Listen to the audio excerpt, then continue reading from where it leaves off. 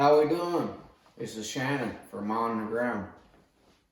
So, I went out and retrieved the trail camera, the Browning Recon Force Elite HP5, and I'm getting ready to show you guys some footage that I got, and I hope you watch to the end. There's a treat there at the end, and I went and put up the camera. I was going to wait till tomorrow, but I might have to work tomorrow. It's uncertain right now, so I went ahead and got it today. The footage I'm going to show you, it lets you see the picture quality, day and night, the colors, and stuff like that, the saturation colors, whatever.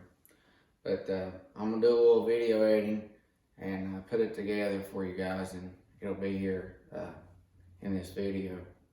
Anyways, I got the Fanatic hoodie on. I never did put it on and show you, but this is a medium on me. It fits pretty well. And it has this hand mitt that does like this. You just flip it like this. And I'm doing laundry again, so I got to put something on in the meantime. I'm going to wash this stuff, and I'm going to make a video on that. But it does like this, you know. Has the built-in face mask, you know. Does like this. And it's got the hood. It does like this. You can go like this, and go like this, and go like this, but you can do a variety of different things. And if you don't want it like this, you can do it, you pull it up like a regular sleeve or whatever. I'm going to show you what I meant before in my Sitka gear review. If you haven't watched that video, you can watch it. I'll give you my first hand experience with this stuff and what I think about it. These are good, just general gloves. Again, like I mentioned before, if you order Sitka stuff, get a large if you think you wear a medium, unless you have the option to try it on. Again, like I always say, when it comes to Sitka gear, always try it on. It's the best thing to do, because their sizes and the fitment and stuff like that's kind of a little odd. So I recommend doing that. I was gonna get medium, you know. I didn't want something real big. It is kind of baggy, but and all gloves from them might not be the same. But the issue was the wrist part for my hand, as it kind of like as a fist. I had issues with this. So, but I put this on. And I put this underneath. I usually put it on before I even put this on. It's a little easier. And I put this on, so I have like this, you know. So I have warmer. I can hold my bow and still use my. But if my fingers were to get a little cold, it's not waterproof, or it doesn't have that Athenian wind blocker either. But it will help. You can just do like this. You know, and you got a little bit of a mitt in there on top of everything. So it works pretty good for that. So since I didn't make a video on that, thought I'd do that. And if you don't want to, you can fold it back or whatever you want to do. But so that's that. But yeah, so I'm gonna put some footage of that Browning trail camera. Very good possibility I'm gonna order another camera, and we'll get some footage with that one, and we'll see how that compares to this Browning Force Elite HP5. And this is the first time I've put it out, so you know, and this is some footage, and it kind of corresponds with previous videos related to it. So if you haven't checked those out, go and check those out. If you're interested and you haven't subscribed, click the subscribe. Make any comments, any questions you have about it. If there's anything else, I'm gonna make some more videos later, but I gotta do some things, so I'm just making a brief video to go with the images, the video. So check that out.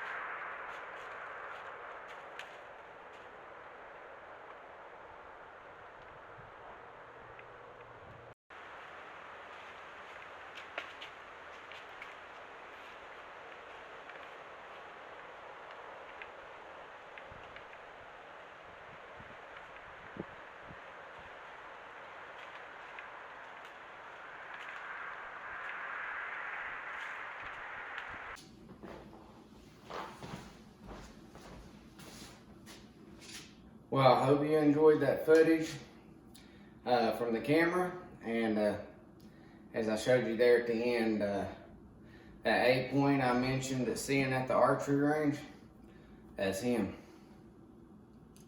But yeah, so I mean, he's nowhere near the size, or he's not a Tiffany Bottoms buck, that 8-point. But he's a decent little 8-point. But yeah, he's not the 8-point in Tiffany Bottoms. So, but yeah, so that gives you a general idea of the daytime and the nighttime footage that camera records. I need to look more at the camera itself and see how much battery life it used. I used Energizer Lithium Ultras. Again, I mentioned that in the unboxing videos. And so, yeah, I need to check how much card space it used. It was actually, I found that I had a 128 gigabyte SD card, so I need to check that. I just put it in, downloaded the, extracted the files, put it into the video editing software, and made this video. But yeah, it's a good clear picture, and like I said, I'm gonna try to get this other camera and we'll try to get some footage with it, maybe get some more footage of that same buck. And if you notice in one of the videos there was a fox or something. It's brief, but it kind of looked like a fox. I'm not 100% sure. I don't know what it was. But anyways, yeah, so we're gonna look at that. I'll do an unboxing, a review of that, and this camera seemed to do real well in my opinion. The strap, I noticed it's like a green. It kind of seems noticeable a little bit on the tree where I was at. So maybe I'll look to see if I can find a camo strap or something, you know, or find some other mounting process so that it's just the camera to make it less conspicuous. I would like to put it up in a tree, and I might do that later on, since it has a pretty good range. Put it up in a tree where it might not catch people's eyes much, you know, kind of concealed a little bit, and see if I can get the same kind of footage, you know, triggered by movement at day and night by being up in a tree. So that's an idea. We'll see about doing that, and see if it'll collect maybe even more of an area, since it'll be up looking down, and we'll see what we can do with that. But I also heard that some SD cards, you know, they have read and write speeds may be too fast for some of these trail cameras and will drain your battery fast. I don't know, I can't speak from long-term experience with it. I'm gonna look more into that and try to find what speed of SD card is best for these cameras, and you know, to don't overwork the processor or drain too much of the battery life on these trail cameras, and so we can get what we need for as long as we can get it, especially if we plan to leave it in the field for several months at a time. I also look into the solar panels and see where those are worth or not, you know, and how much they cost and so on. See what options we have to extend the battery life. But so that'll conclude it for this video.